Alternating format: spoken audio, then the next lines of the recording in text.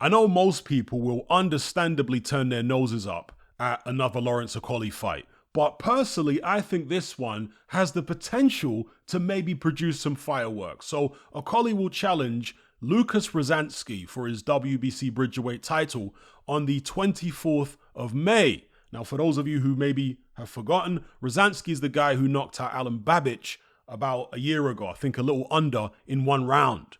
And so Okolie is taking on him. He's obviously stepping up from cruiserweight rather than pursuing that Chris Billam-Smith rematch, which we're all very grateful for. So the fireworks in this fight are contingent on Rozanski being physically strong enough to break out of Lawrence Okolie's octopus-like clinches. That's what it all comes down to, in my view. Rozanski is hyper-aggressive.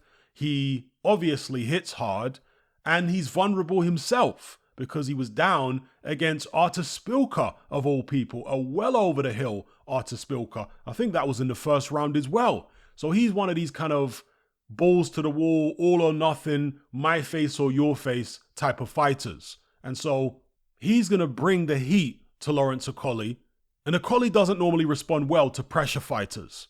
He likes guys who are going to stand off and give him space. That's when you get the best out of Lawrence Okolie normally. Rozanski is definitely not going to do that unless Okolie hits him with something to gain his respect. And so I think it may be interesting to see in the first few rounds whether Rozanski can force Okolie to fight, break out of the clinches, open up on him, and force some of those big right hands back from Okolie. Because Okolie, for all his faults, he can really punch. And if he lands right on this guy, I'm sure he can hurt him. If Artur Szpilka's hurting him, I'm sure Lawrence Okolie can. So, again, I fully understand if nobody's interested in this fight.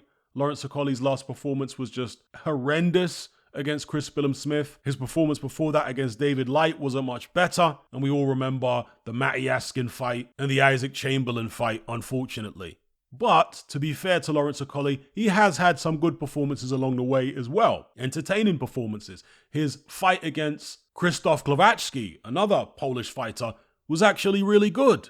That's when Lawrence Okolie was still with Shane McGuigan. I am certainly hoping that Okolie will produce something worth watching against Rozanski. And even if he doesn't, as I say, if Rozanski's physically strong enough, he might just be able to bulldoze Lawrence Okolie. So it's an interesting fight for Okolie to go for. Both guys have been out the ring for a long time. Rozanski's last fight was against Babic. That was back in April last year. And Okolie's last fight was back in May last year. So they're even in terms of activity.